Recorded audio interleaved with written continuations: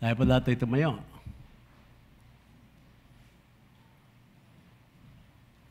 Romans chapter 13.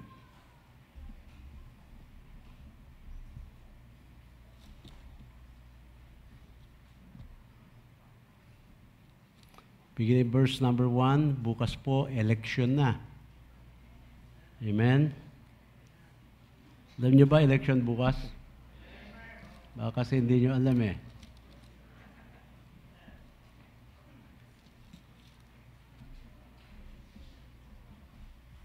Mid-year election. At gusto ko ngang basahin ito pong text natin ito, mga kapatid. And I will be preaching about 10 guidelines for Christian Baptist voters. Amen? Dapat may guideline tayo eh. Ano po, titignan po natin kung ano sinasabi ng Bible at yun ang dapat nating sinusunod. Amen? Wala po tayong papanigan na partido. Kaya titignan po natin kung ano po sinasabi ng banal na kasulatan para yun na maging basihan po natin kung sino dapat ang maiboto. Amen? So verse number 1 hanggang verse 7, babasahin ko po ito mga kapatid para maunawaan nating maigi. Let every soul. So ibig sabihin, every person. So welcome nga pala kay Brother Cesar. Pambira. Ito, hindi natin, bigla na lang susulpot dito, tapos bigla mawawala. Maganda naman, bigla sumusulpot. Mahirap na yun, bigla nawala, hindi na nabalik. Anyway, welcome back. Let every soul be subject unto the higher powers. For there is no power but of God. The powers that be are ordained of God. Whosoever therefore resisteth the power, resisteth the ordinance of God. As they that resist shall receive to themselves damnation. For rulers are not a terror to good works, but to the evil. Wilt thou then not be afraid of the power? Do that which is good, and thou shalt have praise of the same. For he that is the minister of God to thee for good. For if thou do that which is evil, be afraid. Now for he beareth not the sword in vain. For he is the minister of God, avenger to execute wrath upon them that do it evil. Wherefore, you must needs be subject, not only for wrath, but also for conscience sake. For this cause pay ye tribute also, for they are God's ministers, attending continually upon this very thing. Render therefore to all their dues, tribute to whom tribute is due, custom to whom custom, fear to whom fear, honor to whom honor. Tayo po ay manalangin. Mapagpala namin Diyos, salamat po sa inyo. Pinupuri ka po namin, Panginoon. Salamat sa pagkakataong ito. Amin na naman po, Panginoon, na bubuklat ang inyo pong salita at matuto, Panginoon, sa mga sinasabi na inyo pong salita. Sabi mo nga, Panginoon, kami po ay parang mga tupang ligaw na kailangan po namin ng isang mag-guide sa amin, Panginoon. At salamat, meron po kaming salita mo po na nagiging guide namin sa aming pong buhay. Kaya, Panginoon, sa pagkakataong ito, kami nga po ay lumalapit sa inyo. Bukas ay araw ng eleksyon. Bukas, Panginoon, ay maraming magpupuntahan sa mga presinto para bumuto, Panginoon. At aming dalangin, Panginoon, naway ang bawat maiboboto bukas ay yung pong kalooban mo po, Panginoon, na siyang manalo. Kaya, Panginoon, tulungan mo po kami, gamitin mo po ang inyong lingkod ngayon, Panginoon, para po amin pong marinig ang mensahe na gusto mo pong ihatid sa bawat isa, Panginoon. Salamat po, ito po lahat ay aming hinihiling sa pangalan ni Jesus. Amen. Maupo na po kayo. Naalala ko po, mga kapatid, Beto, last election yata yun, no? Last election, na yung team ni RS, nagpunta po lahat dito. Amen? You remember that? Kumpleto po sila eh. Ewan ko kung kumpleto o halos kumpleto. Majority nandito dito. Nagbigay po ako ng salita na sabi ko, ang panalangin ko, lahat ng dadalhin ng Iglesia ni Cristo matalo. Lahat pala dala yan. Si RS lang ang hindi. Amen? Na kinambyuhan ko po yun. Hindi dahil sa ayaw ko sa mga iglesia. Kung hindi, yung mga statement na nangyayari, pag hindi ka dala ng iglesia, hindi ka mananalo. Para bagang iglesia ang nagluluklok. So, ibig sabihin, mga kapatid, ano yung sinasabi ng Romans chapter 11? Alam niyo po ba kung ano ang background ng sumulat ng Romans? Siyempre, ang Panginoon, ang author niyan. Pero ang background po, mga kapatid, na ang sumulat niyan ay walang iba, kundi si Apostol Pablo. Na ano siya po, ay ang pangalan niya ay si Saul pa lamang. At kung titignan niyo po, na kung sino si Saul o si Apostol Pablo, siya po ay isang Pariseo, siya po ay isang government official, ruler na ng Israel. Na he is a member of the Sanhedrin. Sa madalit sabi, mga kapatid, alam niya ang takbo ng gobyerno. Ang korupsyon, mga kapatid, hindi lang po ngayon nauso. Panahon pa ng Panginoong Hesukristo, may korupsyon na. Amen? Because there is nothing new under the sun. Baka akala nyo bago lang yan. No? There is nothing new under the sun. Pag yan ay bago, hindi yan totoo. Kung yan ay totoo, hindi yan bago. Amen? Diba? So, ibig sabihin, it has been there, yung mga practices. Because, alam niyo po, we are dealing with people, na sabi po ng Bible, tayo po ay depraved, tayo po ay makasalanan.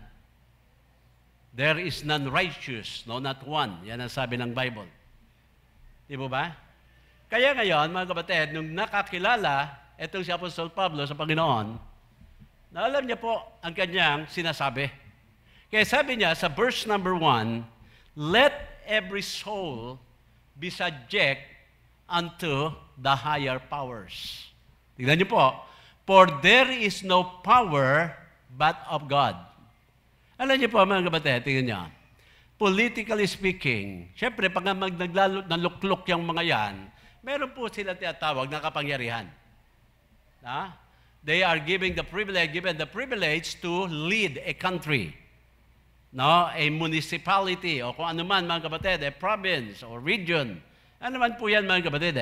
Pero wag nating kakalimutan na there is another higher than their power or the highest power, and that is the power of God.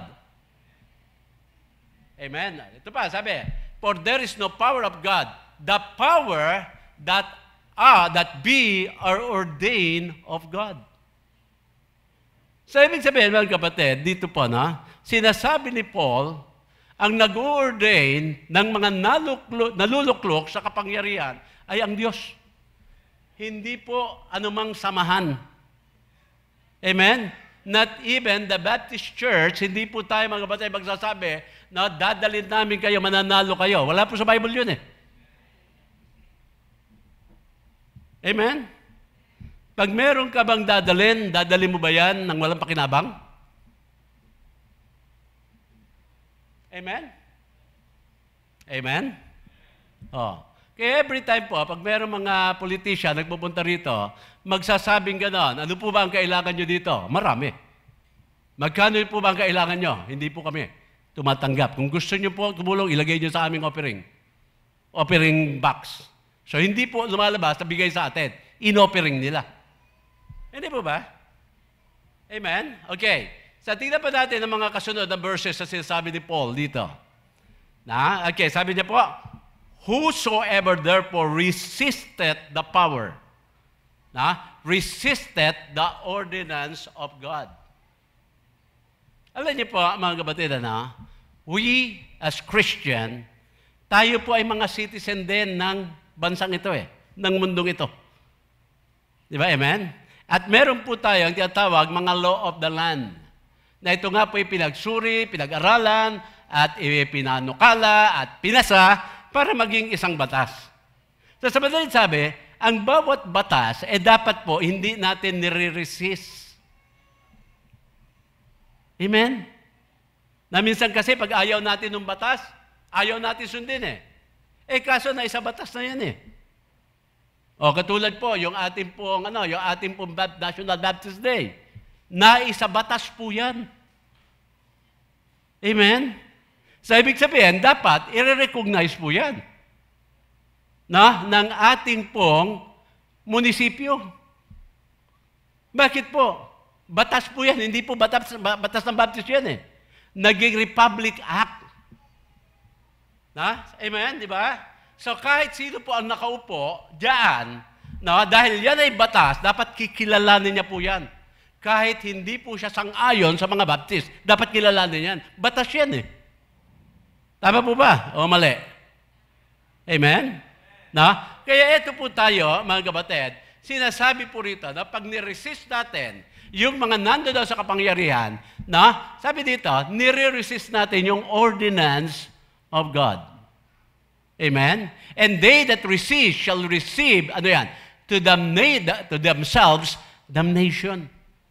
Ang tanong, tignan niyo po yung kasunod na mga talata. Tignan niyo po, Ang sabi daw sa verse number 3, ayan, the rulers are not a terror to good works. Kaya nakakainis mga kapatid, alam niya minsan, na magre-reklamo, magkakaroon ng mga rally-rally yung mga transport. At sasabihin nga, napakamahal naman ng penalty. Na pag ganito, ganyan, napakamahal naman ng penalty. Bakit ka magre-reklamo? Kung tama naman yung ginagawa mo, di hindi ka ipipinalize. Amen? So ano ang problema po doon? Na pag nag-drive ka, na wala ka dalang rehistro, 10,000 pesos ang multa. O di para wag kang na magbayad ng 10,000, di talihin mo yung rehistro mo. Hindi po ba, mga kapatid? Nakikita po natin na parang yung mga batas na ginawa po sa atin, para bagang ito ay laban lahat sa tao. Hindi po, mga kapatid. Matakot ka sa batas pag ikaw ay hindi gumagawa ng tama. Ang malungkot, mga kapatid, yung mga hindi gumagawa ng tama, yun ang matapang. Bakit po? Kasi ang batas ng Pilipinas, nababayaran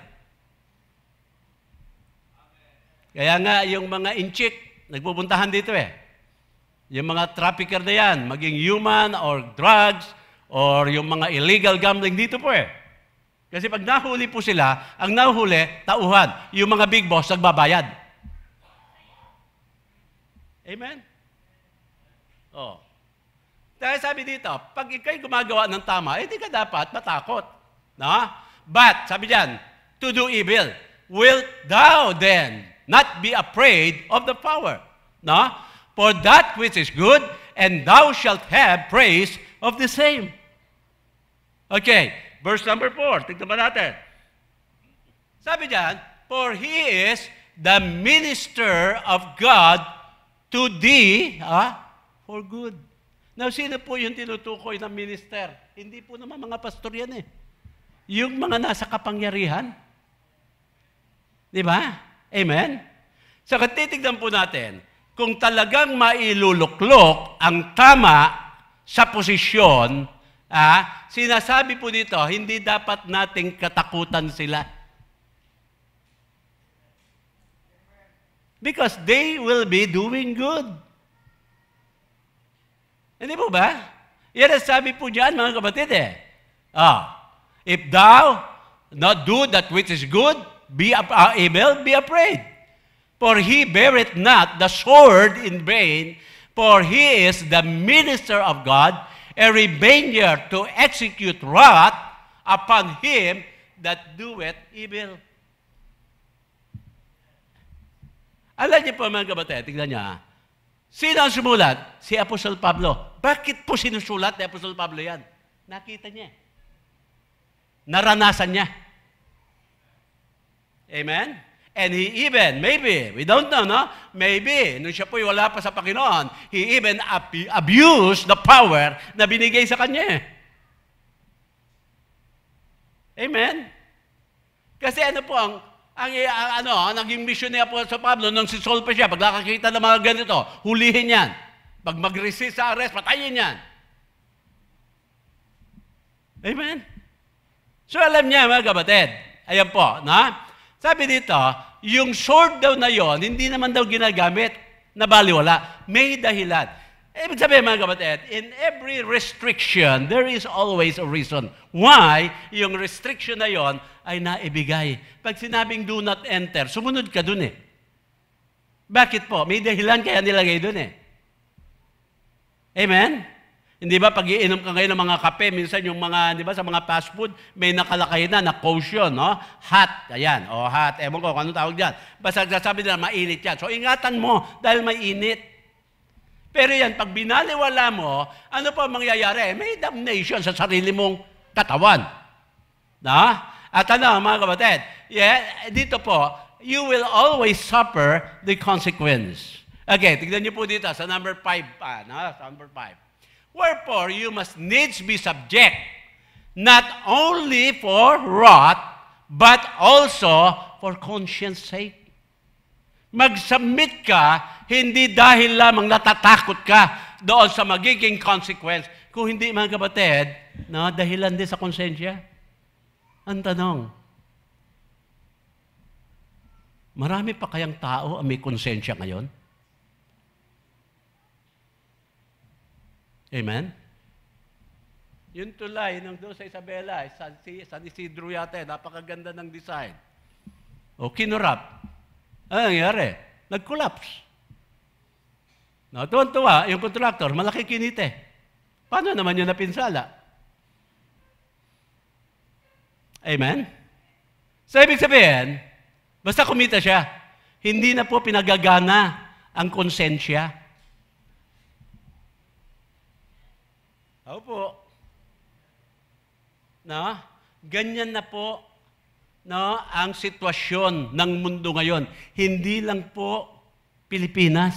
Mundo na po ang pinag-uusapan ngayon. Nagkakaroon tayo ng problema sa mga global warming. Na yung pong, ano yan, ano yung tinatawag nila? Yung global warming. Oh, hindi ba? Nabutas na rin yung ozone layer. Bakit po? Abusado tayo eh. Na yung dating tabing ilog natin na talaga lang napakasarap pag-swimmingan. Ngayon, pag nag-swimming ka, mukhang hindi ka lulubog eh. Now, one of the dirtiest, mga kapatid, river sa buong mundo. Hindi lang po sa Pilipinas, sa buong mundo. Bakit po? May mga negosyante, abusado eh. Yung kanilang mga waste product, diyan hindi dadump eh. Amen? Nakuha niyo po, mga kapatid, na kung bakit kailangan tayo magluklok ng tama na luluklok? Ano pa po? Now, for this cause, pay ye tribute also, for they are God's ministers, attending continually upon this very thing. Now, tingnan niyo po, pay ye tribute. Ano pa tinutukoy niyan? Magbayad daw tayo ng mga taxes. Opo. No? Kasi yung ating BIR na Bureau of Internal Revenue, naging Bureau of Internal Remedio. Na, kung milyon ang babayaran mo, kausapin mo sila. Kung 1 million, sige, bigyan mo na lang kami ng 300,000. Nakatipid ka na, di ba? Amen? Tuwan-tuwa ka ngayon. Ngayon ipapasok nila, 100,000 lang. O di meron silang maghati-hatian na? Ako po natin, mga kapatid. Now, tignan niyo po. Na every 3 years, nagkakaroon tayo ng election, and every 6 years, nagkakaroon tayo ng national election. Ngayon, again, dito po lang tayo, nagpapantay-pantay lahat. Mayaman, mahirap, matanda, di ba? Lahat ng botante. Bilang po natin ay isang boto. Amen? Amen? Tapos mga kapatid, yung boto mo, pagbibili mo sa halagang 500, na nagkaroon ka ng 500, magsasakripisyo ka naman ng 3 taon sa local election. Dahil, ang tingin ko kasi pag namili, tiyak hindi ayos eh. Bakit ka mamimili kung maayos ka naman na kandidato?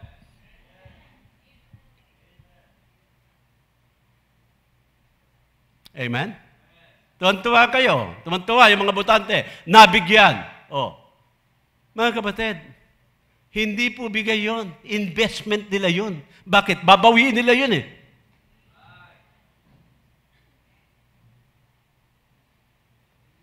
Konsehal na tumatakbo po dito po sa May Silay, sa May Negros. Konsehal 5 milyon na po ang nagagastos.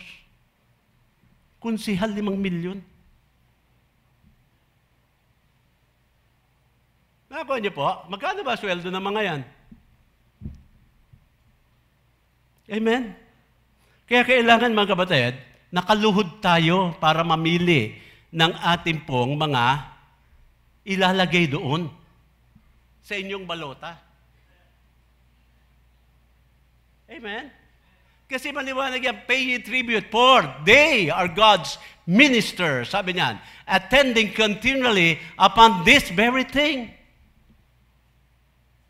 Tignan niyo po, kayo ba natatakot na hindi magbayad ng tax? Sige po. Yung iba, takot yan eh. Kailangan mag-tax tayo. Mag-tax tayo. Amen? Not unless talagang, di ba, kasama ka doon sa mga walang konsensya. Amen? Alam niyo po sa Bible, meron din, tribute to whom tribute is due, render to Caesar that are Caesar, and render to God that are God's. Minsan takot tayo, mga kapatid, hindi magbayad ng tax, pero hindi ka nagtatakot na hindi mag-tithes eh.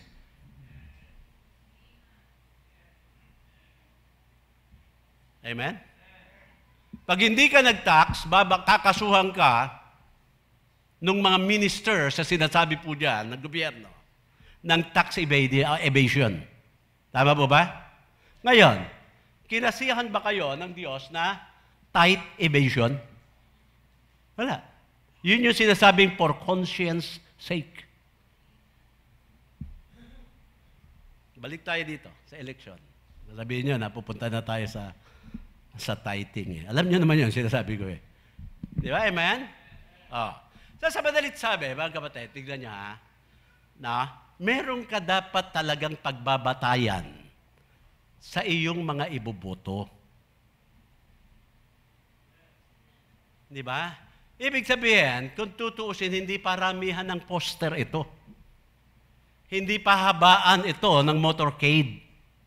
Mga kapatid, hindi paramihan ito ng mga meeting di avanse o maraming mga giveaways.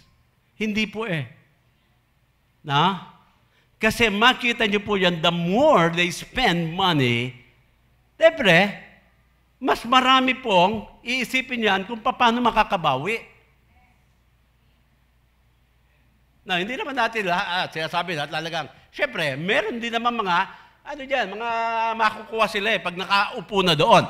Pero, hanggat maaari, mga kapatid, yung mailuluklok natin diyan, kung gusto man po nila talaga na makabawi, gawin lahat na legal. Ginagawa yung Magat Dam doon sa Isabela. High school po ako doon. Inumpisa na yan. Graduate po kami ng high school, 1974. Ginagawa pa rin po yan. So nagluwasan po kami, 1974, mga kapatid, ng mga estudyante, luwasan. May mga kumuha po dyan, mga kapatid, ng nursing, ng doktor, ng abogasya. Marami po ang mga kumuha ng engineering, mga civil, mga yan. Na? So after 4 years, mga kapatid, o 5 years, nakagraduate yung mga yan. Na-employ po yan. Ano ba yun? Naiya yun, ano? Yung gumawa doon? Oo. Ito ngayon ang nangyari. Yung mga classmates ko, nagyamanan. Engineer sila doon eh. Sabi ko, paano kayo yumaman? Sabi niya, diskarte lang. Pero, technically legal. Okay. Sabi ko, paano na naging legal? Okay, ito po. Mayroong mga heavy equipments po dyan, mga kapatid. Halimbawa, yung boom po, ng mga, yung mga hydraulics, nasisira.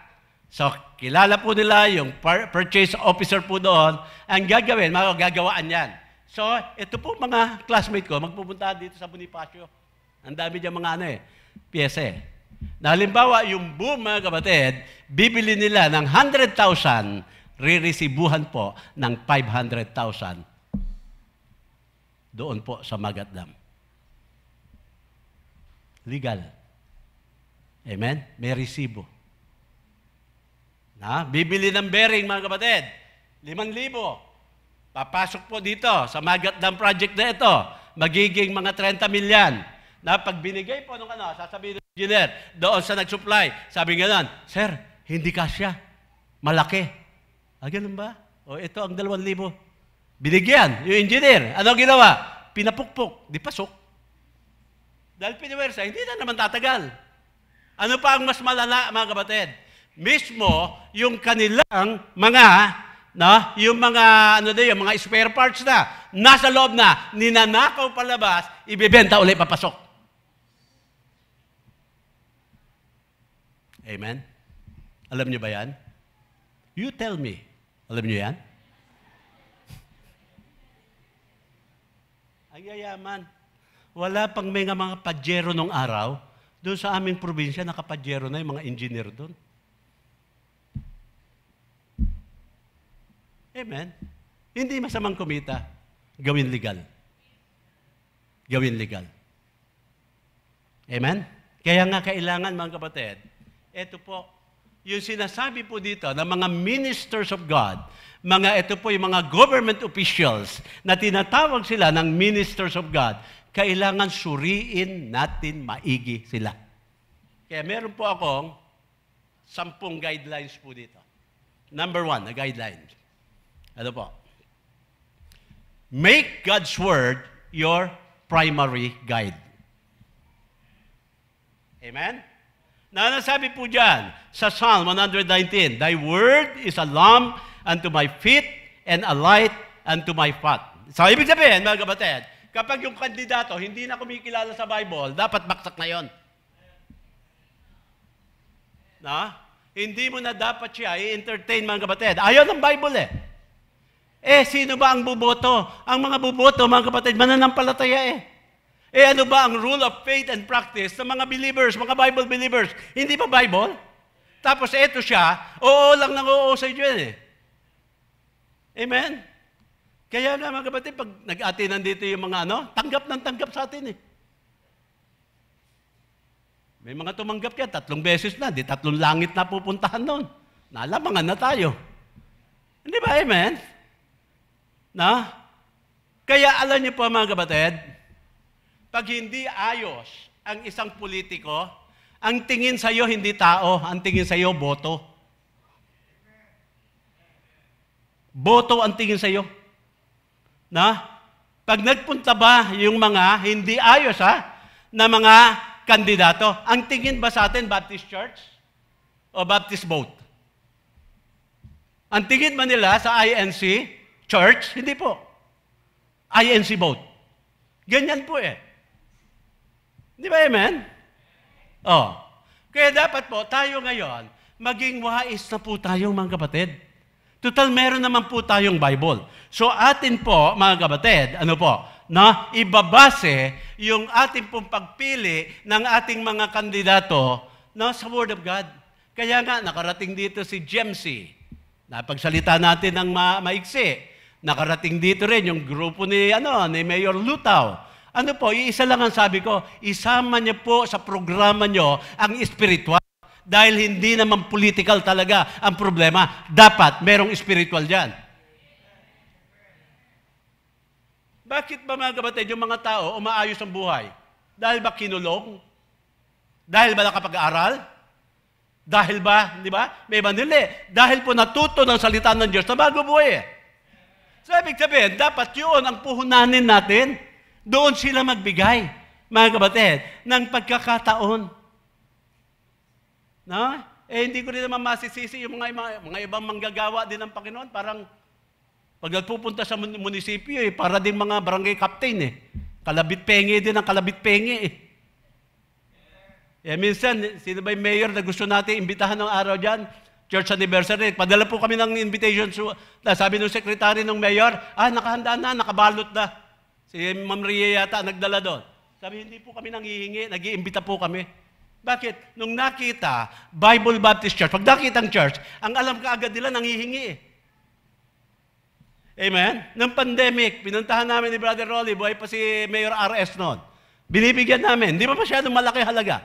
Ayaw tanggapin Sabi ganun sa amin, ni Mayor Ricky, ni RS. Sabi, Pastor, hindi po namin dapat po kami ang magbibigay sa inyo. Sabi ko, hindi po. Dahil na-touch po kami doon sa inyong interview na handa kayo ipalimos ang ating Marilaw, no? Para lang matulungan. Meron naman po kami. Tinanggap. Nagpapasalamat. No? Bakit po? Anong gusto natin ipakita doon? Hindi po lahat ng church nanghihingi. Tutulong tayo na walang kapalit. Dahil alam natin, no? Yun po'y may bilang sa Panginoon. Yun ang Bible Hindi po tayong kamutin mo yung likod ko, kakamutin ko rin yung likod mo. Hindi po ganun No? We should talk like a Bible believer. We should think like a Bible believer. We should act like a Bible believer. Ano po ang ibig ko po sabihin? Hindi po tayo naghihintay ng kapalit. Hindi yung tutulungan kita pag, Tatay Manny, No, kaya pag kailangan kong tulong, hindi niya ako madala, pambira ka, wala kang utang na loob Naalala mo ba? Nung tinulungan kita? Ano ba yun, mga kapatid? Tutulong ka para magkaroon ng utang na loob? Di ba, yung pag minura mo yung tao, sabi, huwag mo kumumurahan Hindi mo ko pinapakain Kaya naglilibre po ako Papakainin ko muna Pag napakain ko na, kakamumurahin. Ano pa dahilan mo? Napakain na kita Hindi po, joke lang po yun Baka akala nyo ginagawa ko pa talaga. But anyway, yan po dapat po, meron pong guide. Ano po ang guide? Yung Word of God. Na sabi diyan, Thy word is a lamp unto my feet and a light unto my path. Kaya ako po'y naniniwala, ang bawat ilalagay natin sa ating balota bukas pangalan, pinanalangin nyo yan. Hindi lang pag nakita pong, sikat ito, pogi. Bilog ka na naman ng bilog. Yan, bilog ka ng bilog sa maling nabilog mo. Ayun, kasi nabilog ang ulo mo. Ayan. Di ba? Pangalawa po. Pangalawa, ito po. Pray before casting your boat. Pray, mga kapatid. Kaya pupunta ka po sa bawat presinto bukas, meron ka ng listahan ng hindi yung sample ballot na naiabot lang siya sa gate. Hindi po. Meron kang sariling listahan ng mga pangalan mula gobernador, mula senador. Pababa ka po, mga kapatid, ng probinsya, ayan po, mga gobernador, di ba? Congressman, mga mayor, at vice mayor, lahat na po yan. Meron ka na. Hindi mo lang, mga kapatid, isinulat yon na parang fill in the blanks, mga kapatid, you prayed for those names. Amen? Kaya sabi po rito, sa Proverbs chapter 3, verse 5 to 6, sabi diyan, trust in the Lord with all thine heart, and lean not unto thine own understanding. In all thy ways acknowledge Him, and He shall direct your paths. Amen? Kaya dapat po, ipinapanalangin po natin yan, pray for the candidates, hindi lamang, mga kapatid, tingnan nyo, hindi lamang po, halimbawa, meron ka ng mga pangalan dyan, Pinag-pray mo yan, mga kapatid. Hindi lang yung ipag-pray mo, pati yung mga hindi mo napili, ipag-pray mo rin. Amen? So ano po sabi pa dito sa Timothy? Sa Timothy chapter 2, verse number 1 and 2. Ang sabi po, I exhort therefore, that first of all, the supplication, prayers, intercession, and giving of thanks be made for all men. Tignan niyo po, for kings, for all that are in authority, that we may lead a quiet and peaceable life in all godliness and honesty. Amen? Alam niyo po, ang malungkot dito, mga kapatid, malungkot dito. Meron kang iboboto na hindi ka pala, mga kapatid, na hindi po, kung pagkasalo, wala ka naman nakita, basta, alam niyo po, ang gusto ko po i-share sa inyo dito na, pag nailuklok po ang mali sa posisyon, hindi po maging blessing sa ating pong bansa. Magiging curse po yan. Nangyari ba yan? Nangyari sa Israel. Ang Israel po hindi sumunod sa Panginoon. Sinabi ng Panginoon, ito ang aking mga guidelines. Ito ang aking mga gustong mangyari. Ito yung aking mga commandment. Ito yung aking mga ordinances. Ito lahat yan. Ito, pati yung pag-worship nyo. Ito lahat. Hindi nila po, mga kapatid, sinunod. Ano ang nangyari? Naluklok yung mga hindi dapat maluklok dahil sa kanilang kababayaan. Ano ang nangyari po? Nagkaroon ng judgment sa kanila pong nation. Now listen, Philippines is not a chosen nation of God. Israel lang po yun. Ibig sabihin, mga kapatid, kung yung Israel na chosen nation ng Panginoon, pinaranas nila, tayo pa kaya? Dapat maging maingat po tayo, mga kapatid, Amen? Number 3, na guidelines. Both for a candidate who uphold principle of biblical principles. Ibig sabihin, mga kapatid, pag yan po ay masyado po siya, sabihin natin, maluwag. Para bagang mas pinoprotektahan niya pa yung mga rights ng mga hindi dapat naman. Ibig sabihin na natin, pag yan po ay nagsusuporta, bagamat ngayon, iyan po yung pinalalakad pa rin na batas. Yung yung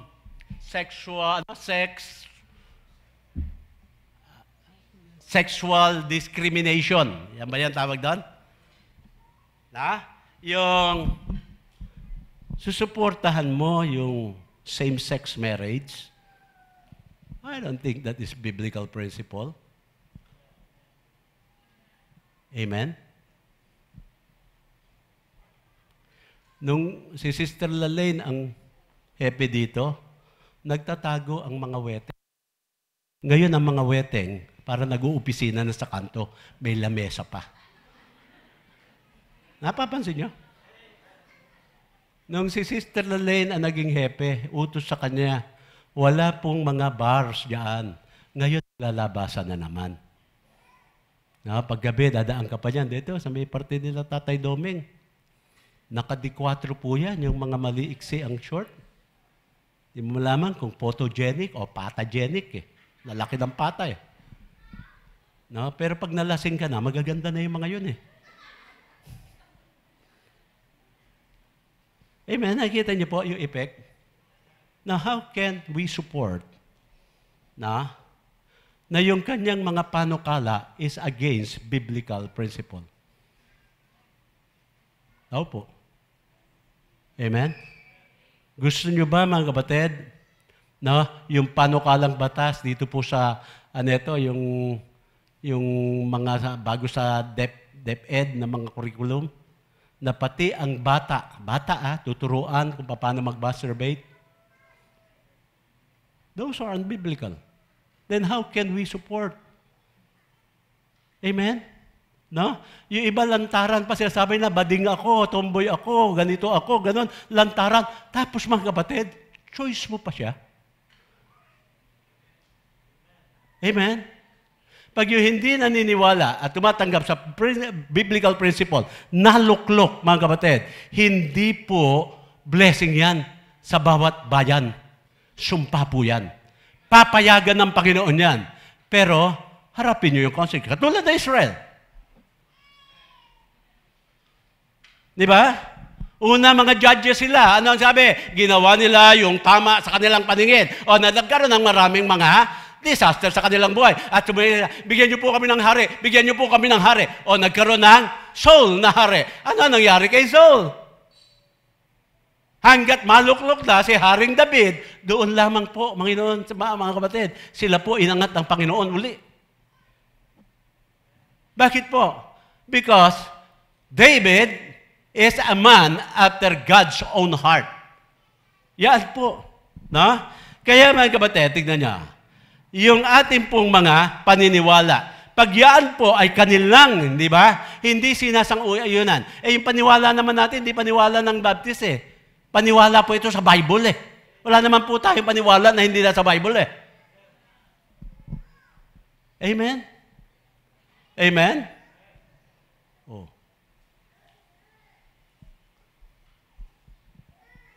Pag may fundraising, saan kukunin? Bingo. Amen? Oh. Nauso si Pogo. Tignan niyo po, ang yayaman ng mga Pogo, nung inalis yung Pogo, naghihirap yung mga tao eh. Lakas pala kumita ng Pogo. No? Illegal gambling po eh. No?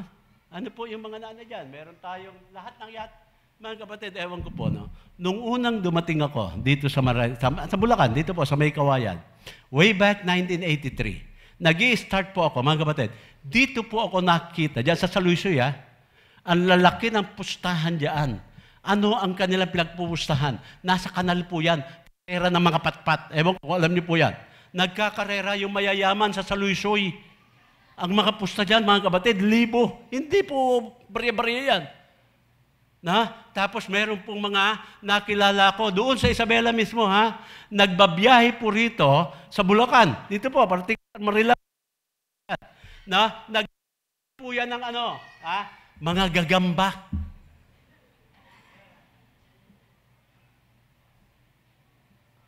Tinalo pa kami, mga kapatid, doon sa Pasay, yung aming sugal doon, Caracruz eh. Dito po, gagamba, karera ng patpat sa kanal. Mayayaman. Amen? Tapos, yung sabi natin na, maluklok dyan. Okay yan. Patay na.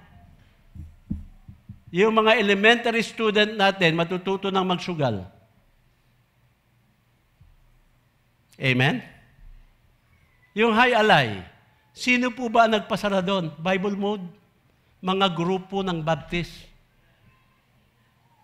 Nagtayo po sila doon sa tabi ng Harrison Plaza, mga kapatid, na world class, na laruan po ng high alay. Hindi po nagamit yan. Bakit? Ando doon po kami. Sila Pastor Sauco, sila Pastor Abante, mga Baptist churches po, mga Bible mode, na ayaw namin yan. Hindi na, buksan. Saan sila lumipat? Doon sa Cagayan, sa Santa Ana. Doon sila nag-high-alay. Amen? Sa ibig sabihin kailangan naman natin na mga rason. Kaya, pag hindi po sang-ayon, alam niyo po, ewan ko kung nabasa niyo na po, yung chapter 1 ng Romans. Tignan niyo po, nandiyan dyan lahat, sabi gano'n they worship the creation more than the Creator, na sinasabi nila dyan na yung pati paggamit sa mga tao, nagbago na lahat. Pag binasa niyo po lahat yan, mga kapatid, makikita niyo po dyan, pagdating sa verse number 32, who knowing the judgment of God, that they which commit such things are worthy of death, not only to do the same, but have pleasure in them that do them. Basahin niyo po yan, mga kapatid. Time na basahin niya. Makikita niyo po kung paano po yung pagkakaligaw ng tao, dahil nga po, mga kapatid, hindi po sila sumasang-ayon sa mga biblical principle. Amen? Pang-apat, lisan ko na po. Na? Pangapat, vote for a candidate who is able to lead our country with. Ayan nyo, parang napapatayan ako dito ng ano. Na? Sabihin mga kapatid, ano? Yung kaya ka ipagtanggol. Na ang basehan lagi, mga kapatid, ay ang salita ng Diyos sa ating pong gobyerno, yung konstitusyon. Panglima, hindi ko na masyado i-discussion. Vote for a candidate who has already demonstrated his or her ability to lead well. Amen? Amen?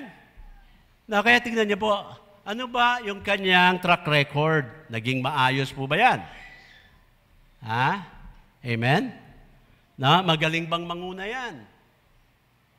Na, meron bang plano sa ating pong bayan o probinsya o bansa? Amen? Oh. Senador, kasama. Sino gusto mo iboto? Si Wawawin?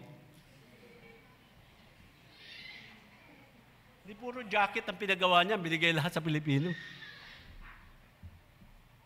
Amen? Amen? Oh. Mga balimbing, si Philip Salvador. Alam niyo ba, preacher yan? Yung ba gusto niyo, iboto? Oh, marami pa po mga batid. Marami pang mas maayos na pwede maluklok eh. Di ba? Oh, kung tatanungin niyo ako, sasabihin ko sa inyo. Pero hindi ko sasabihin dito sa pulpit. Na basta ang padalangin ko, huwag manalo yung mga hindi dapat maupo. Yun lang. Mahirap. Mahirap po mga kapatid. Na baka magkaroon tayo ng malaking LBN studio dyan. Ang mga Regal Films o ano man. Di ba? Amen? Oh. Ito po, mga kapatid. Number 6. Number 6. Cast your vote in good conscience. Amen? Huwag kang maglalagay ng boto mo dahil nabayaran ka. Hindi good conscience yun eh. Na? Huwag kang maglalagay ng boto mo kasi mga kapatid, kamag-anak mo. Kahit kamag-anak mo, kung alam mo hindi naman ayos, hindi magiging good conscience ka, mga kapatid eh. Di ba? Amen? Na, you pray to God at pag nilagay na ng Panginoon sa puso mo kung sino talaga, mga kapatid, ngayon, maglalagay ka ng boto mo dyan na hindi ka nakukonsensya eh. Bakit? No? Yun ang leading ng Holy Spirit sa iyo eh. Amen? Number 7. Ito pa po. Recognize that from eternity past, God has already ordained our next political leader. Alam niyo po ba yan? Sabi po doon, tignan niya, sa verse number 1 uli. Balikan natin. Sabi diyan, let every soul be subject unto the higher power, for there is no power but of God. Sabi diyan, the powers that be are, ordained of God. Sabihin meron na talaga ang Panginoon na gusto nandiyan eh. Pero ang tanong, mga kapatid, ilalagay ba natin yung gusto ng Diyos diyan? Kasi tayo yung mamimili eh. Ngayon, yung pagpili mo, clear conscience ka ba doon? Nakikita mo ba na ito talaga ay kaya niya na mag-lead? Amen? Oh. Kaya yan, tignan nyo sinabi dito ni Moses sa Exodus, si Joseph, sa Genesis chapter 45. Genesis chapter 45, ito sabi, but now it was not that you sent me here. Doon po sa Egypt.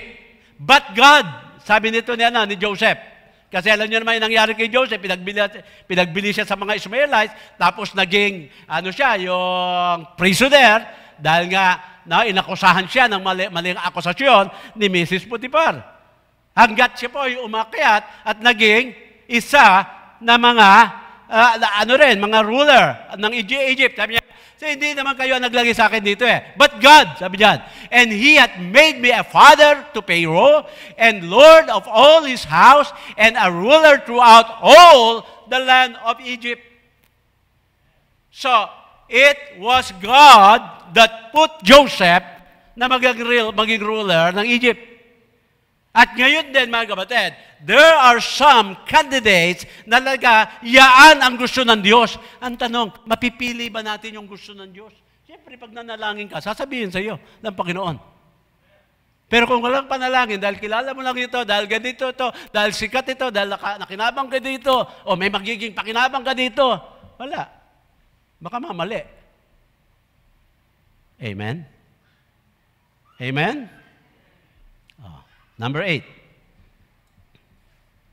Ito po. Medyo matindi, tanggapin, pero kailangan matanggap din natin. If the candidate who wins is immoral, remember that God is able to use wicked leaders to accomplish His eternal plan. Amen? Kaya nga, mga kapatid, hanggang maaari, ayaw natin maluklok yung mga immoral. Kasi pag naluklok ang immoral, opo, ang mangyayari diyan, magiging judgment sa isang bansa yan. Amen? Oh. Kaya tignan niyo, yung mga tumatakbo senador, sila ba'y tumatakbo na senador para sa Pilipinas o para sa isang tao lang? Amen? Oh. So, number 9. Ito po. Basahin muna na po natin yung verse. Doon sa verse 4. 4 ba o 14? Romans 13:4. 13:4. Yan. For he is the minister of God to thee for good, but if thou do that which is evil, be afraid, for he beareth not the sword in vain. For he is the minister of God, a revenger, to execute wrath upon him that doeth evil. Tapos yung number 9, ito na po. Never forget that God is causing all things to work together for the good of His people. Amen? Kaya mas maganda pag naluklok talaga, yung dapat maluklok eh. At yung panghuli, alam niyo naman na yung mga verse na yan, ito po naman ang gusto ko pong mangyari sa atin. Finally, respect those who oppose your political position. Huwag tayong pag-aawayin ng partido dito sa ating church. Naranasan na natin yan. Duterte, kung sino yan, nag-aaway-away kayo, batuhan dyan sa social media. Nakakahiya eh. Amen? Dapat ang kaaway natin, si Satanas eh. Hindi yung kung kani-kaninong ano eh. Amen? Pag sinabi ko, ako ay nakasuporta kay Abante, nagagalit yung iba. Tanungin muna, saan ko ba siya sinuportahan? Unang-una, pastor yun eh. No? Meron na itulong sa aking paglago sa spiritual yun eh. Amen? Ngayon, maganda naman yung ginagawa niya dun eh.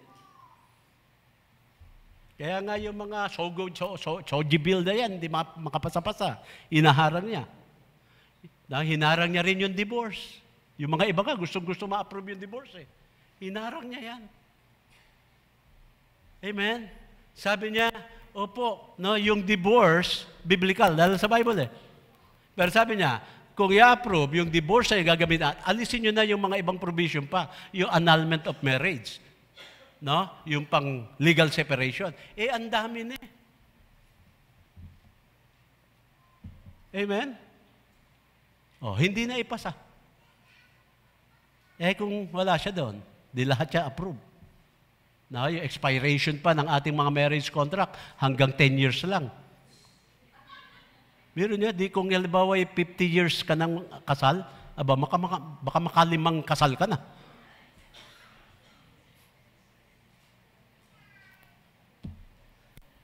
So respect those who oppose your political. Alam ko po dito, Nung araw kasi, nung kapanahonan ni, sino ba ito? Villarica. After dito ng ng martial, yung martial law. Pwede nang bumoto uli. Mga emisaryo po ni Villarica nagpunta sa akin. Nandun pa lang tayo sa highway. Dalhin daw natin si Villarica. Sabi ko, hindi ako makakapangako. Yan yung sabi po gano'n, tutulungan namin kayo. Sabi ko, magpunta ka sa church, ihulog mo yung tulong mo sa ano. Sabi ko, eto lang sasabihin ko sa iyo, hindi ko makapapangako na dadaling ka ng aming church. Kasi, yung kandidato mo, yung kalaban ng kandidato, may mga kamag-anak dito eh. Yan, ang kalaban nun si Dalmasio eh. Oh. So natalo yung Villarica, nanalo si Dalmasio. Malaman lamang ko po, ako lang, tsaka si Nel, ang bumoto kay Villarica. At least, hindi siya nabuyo. Amen. So, lagi pong ganun ang sagot ko. Ngayon, sa mga konsehal, medyo madali kasi marami sila eh. Kaya nga ito pong si Levi natin dito, pag yan naman ay kinalimutan nyo pa, ewan ko na lang kayo. Atin na po yan eh. Atin na po. Siyempre, kailangan pa rin siya lumago, political, although na matagal na po siyang Kaya sabi ko sa kanya, pag ikaw ay pinayagan ng Panginoon, maluklok, isama mo ang espiritual sa munisipyo. Mag-umpisa sa kanya. Kaya mahirap mga kapatid. Tignan ko, sabi nga,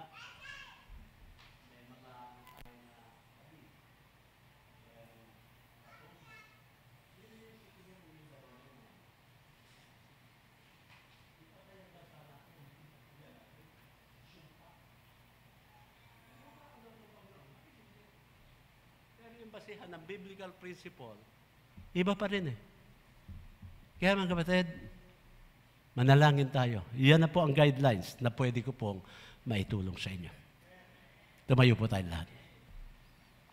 Na hindi na po ako magbibigay ng anuman pong invitation ngayon. You just come to this altar and pray for your candidate na iboboto. Dito po kayo. Sige po. Dali po kayo. Mula senador hanggang konsehal ng bayan. You come. Mamaya, ipag-pray ko po si Brother Levy.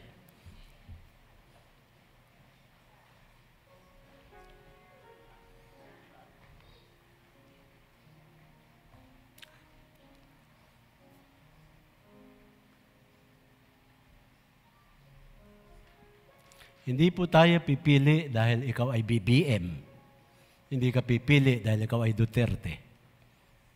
Napipili ka dahil alam mo na kaya nila ang posisyon.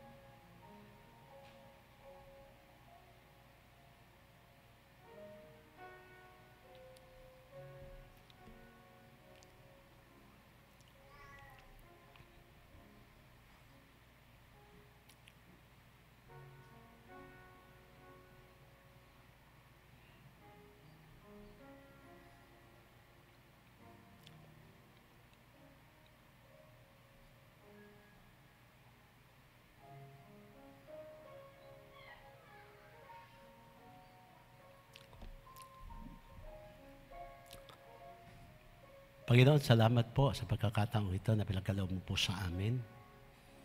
Namin nga po, Panginoon, dito po sa inyo pong eklesiya, sa inyo pong church, ay amin po, Panginoon, pinapanalangin ang mga nararapat na maluklok po sa posisyon mula senador hanggang sa mga konsehal ng bayan-bayan namin, Panginoon. Kaya Lord, nanalangin po kami ngayon. Nakasalalay po, Panginoon, sa amin pong pipiliin ang future ng aming pong bayan, aming pong bansa. Kaya Panginoon, sabi mo nga, you will direct our path. Naway Panginoon, Ikaw o Diyos na magbigay sa amin ng mga pangalan kung paano hindi po namin alam, Panginoon. Pero kung ito po, Panginoon, ay may lalagay namin na pangalan, ay magaang ang aming pong loob. Hindi po, Panginoon, kami makukonsensya na mailagay sila sa bawat balota. Lord, alam po namin, malaking tulong po yan. Kaya, Panginoon, tingin mo po ang panalangin ng bawat isa ngayon. Tinataas po namin kayo. Ito po lahat ay aming hiniling sa pangalan ni Jesus. Amen. Amen.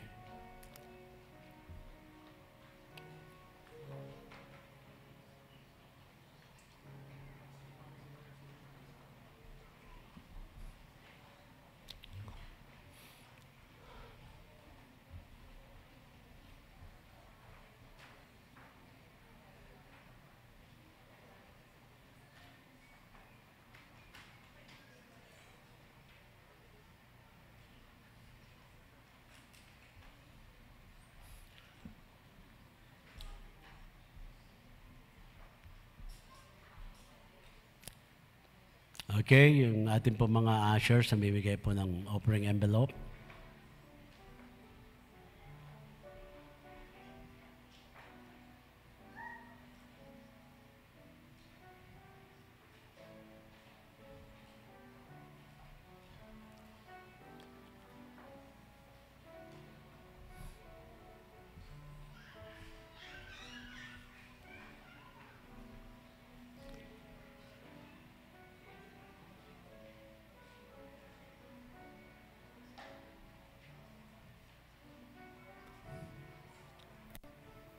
Pagkatapos po nito offering natin, tatawagin ko mamaya po si Brother Levi dito sa harap para ipanalangin. So tawagin ko na po yung mga ushers muna.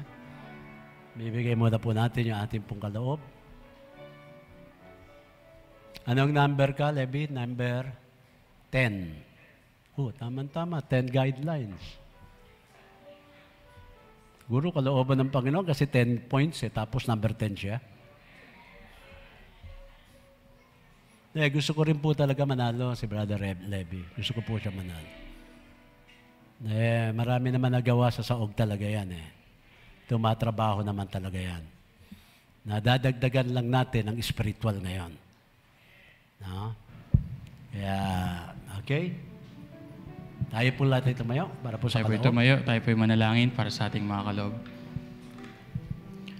Tayo po'y manalangin. Panginoon Diyos, makapangyarihan sa lahat, muli po kami lumalapit sa inyo, nagpupurit, nagpapasalamat sa natapos naming pag-aaral ng inyong salita, Panginoon.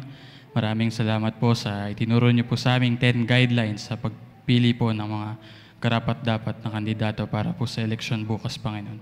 Dalangin din po namin, Panginoon, ang payapa at smooth na eleksyon po para bukas, Panginoon. At ganoon din po sa parte po ng pananambahan namin ngayon, pagbabalik ng aming mga kaloob. At ikaw po, Panginoon, pinagpapasalamat po namin ito, ang mga biyayang binibigay niyo po sa inyong mga anak, Panginoon. Maging gagamit-gamit po ito sa inyong bahay-sambahan, Panginoon. At ganoon din po sa mga misyon na sinusuportahan po ng church na ito, Panginoon. Ito po ang aming dalangin, Panginoon. Pinagpapasalamat. Pinupuri po namin kayo sa matamis na pangalan ng aming Panginoong Jesus. Amen. Amen. Sige, mapo muna po kayo.